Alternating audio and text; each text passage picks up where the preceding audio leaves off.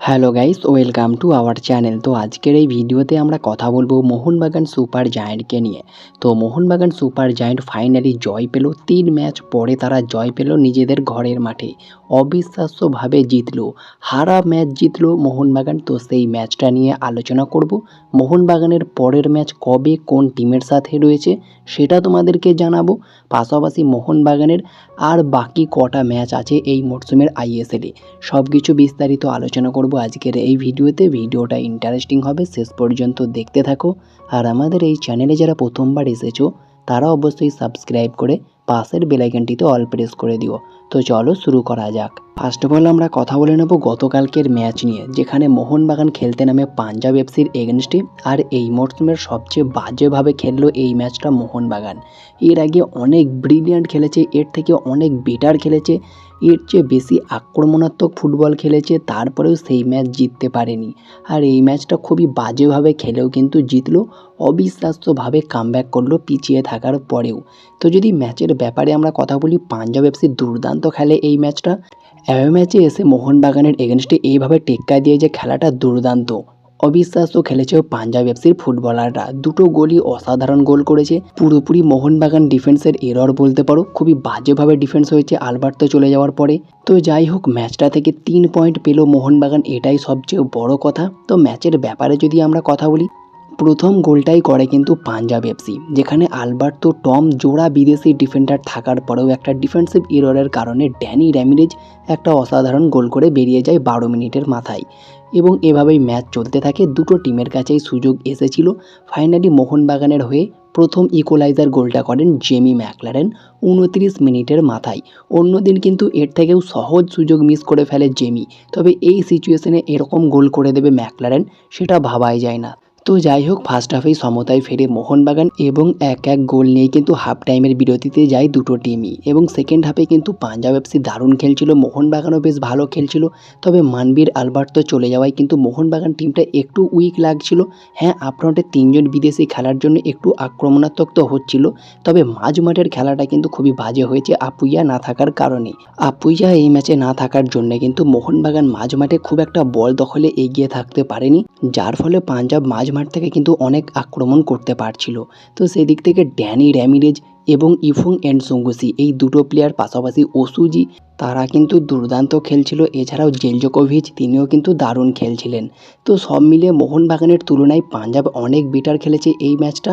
তো ফাইনালি 60 মিনিটের মাথায় আরও একটা অসাধারণ গোল করে পাঞ্জাব এফসির নাইজেরিয়ান স্ট্রাইকার ইফং এনসুঙ্গুসি। দুর্দান্তভাবে একটা গোল করেন, আর এক্ষেত্রেও অ্যাসিস্ট করলেন ড্যানি র্যামিরেজ। তো ম্যাচ প্রিভিউর ভিডিওতেই তোমাদেরকে জানিয়েছিলাম যে পাঞ্জাবের হয়ে খুবই ডেঞ্জারাস হয়ে উঠতে পারে ড্যানি র্যামিরেজ এবং ইফং এনসুঙ্গুসি। তো এই দুটো প্লেয়ারই কিন্তু গোল করলো, আর এই দুটো প্লেয়ারই কিন্তু দারুণ ফুটবল খেলেছে পাঞ্জাবের হয়ে।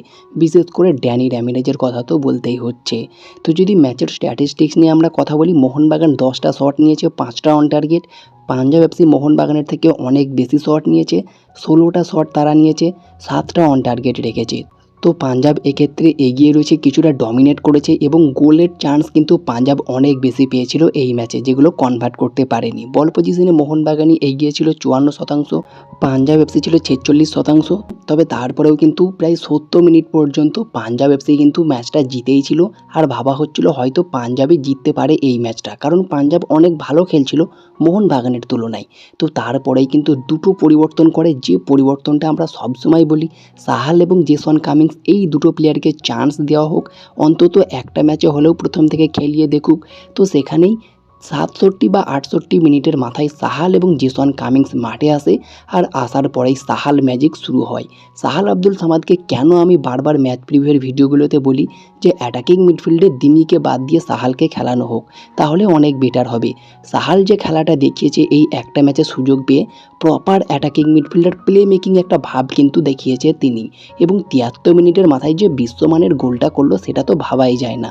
এখান থেকে যে সাহাল গোল করে দেবে, দিমি একটা ব্যাক হিল করে এবং সেখান থেকে যে সাহাল গোলটা করে দেবে ভাবাই যায় না। বক্সের অনেকটা দূর থেকে একটা অসাধারণ গোল করলেন সাহাল আব্দুল সামাদ। তো অবশ্যই সাহাল আব্দুল সামাদ সুযোগ পাওয়ায় কিন্তু নিজের জাত চিনিয়ে দিলেন এই ম্যাচেই, এবং দিমিকে বেঞ্চে বসিয়ে সাহালকে খেলালে যে খুব একটা খারাপ হবে না এটা পুরোপুরি পরিষ্কার। এবং ফাইনালি জেসন কামিংসও গোল পায় এই ম্যাচে, যেটা একটু বিতর্কিত গোলও বটে। ফাইনালি কিন্তু জেসন কামিংসের নামে গোলটা এসেছে, এটা দেখেই অনেক ভালো লাগলো। খুবই দুর্দান্তভাবে জেসন কামিংস ফ্রি কিক থেকে গোল করে। প্রথমে তো পেত্রাতস যাচ্ছিল মারতে, তবে পেত্রাতস না মেরে জেসন কামিংস ফ্রি কিকটা নেয়। এবং এর আগেও কিন্তু জেসন কামিংস অনেক লং ডিস্টেন্স থেকে জামশেদপুর এফসির এগেনস্টে একটা দুর্দান্ত ফ্রি কিকে গোল করেছিল। তবে এই ম্যাচেও তিনি কিন্তু ডাইরেক্ট ফ্রি কিক হয়তো নিতে চায়নি, তবে বলটা এত সুন্দর সুইং হয়ে জালে জড়িয়ে গেল, সত্যি দুর্দান্ত। অ্যাডের টাইমে গিয়ে যে এইভাবে দুর্দান্তভাবে ফিরে আসবে মোহনবাগান এটা ভাবাই যায় না। তো জেসন কামিংস এবং সাহাল দুজনেই এই ম্যাচে চান্স পেয়েছিল, অনেক আগে নামিয়েছিল তাদেরকে। তারা একটা সেট হতে পেরেছিল ম্যাচের মধ্যে, যার ফলে তারা তাদের জাতটা চেনাতে পেরেছিল। এর আগে কামিংসকে কিন্তু খুবই অল্প সময়ের জন্য নামানো হতো, যার ফলে তিনি কিন্তু কাজের কাজটা করতে পারতো না। তো ফাইনালি জেসন কামিংস এবং সাহাল যে কি প্লেয়ার সেটা কিন্তু লোবেরা এবার বুঝে গিয়েছে। মেবি তাদেরকে পরের ম্যাচে প্রথম থেকে একাদশে জায়গা দিলে অনেক বেটার হবে। দিমিকে বসিয়ে রেখে যদি জেসন কামিংস বা সাহালকে খেলানো হয় আমি মনে করছি অনেক বেটার হবে। তো যাই হোক, ফাইনালি মোহনবাগান 3 পয়েন্ট পেল নিজেদের ঘরের মাঠে।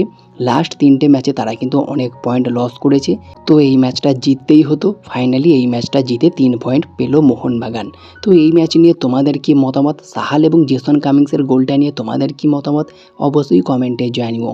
এরপরে যদি আমরা কথা বলি মোহনবাগানের পরের ম্যাচ কবে কোন টিমের সাথে রয়েছে, তো মোহনবাগানের পরের ম্যাচটা আরও ইম্পর্টেন্ট, এই ম্যাচটা জিততেই হবে। তো মোহনবাগানের পরের ম্যাচ রয়েছে নর্থ ইস্ট ইউনাইটেড এফসির এগেনস্টে, আর north east United FC versus Mohun Bagan super giant. ম্যাচটি অনুষ্ঠিত হতে চলেছে 19শে এপ্রিল রবিবার সন্ধ্যে 7:30 থেকে নর্থ ইস্ট ইউনাইটেড এফসির home ground Indira Gandhi athletic stadium গুয়াহাটিতে।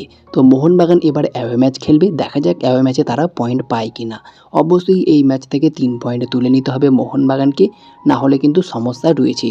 যেভাবে তারা পাঞ্জাবের এগেনস্টে কামব্যাক করলো, খুব একটা ভালো খেলেছে তা কিন্তু নয়, তারপরেও 3 পয়েন্ট এসেছে। তো এরকম 3 পয়েন্ট অবশ্যই চাই এই নর্থ ইস্ট ম্যাচেও। আর যদি আমরা কথা বলি মোহনবাগানের টোটাল আর বাকি কটা ম্যাচ রয়েছে, অলরেডি মোহনবাগান 8খানা ম্যাচ খেলে ফেলেছে, তাহলে আর বাকি কটা ম্যাচ খেলবে আইএসএলে এখনও পর্যন্ত তারা।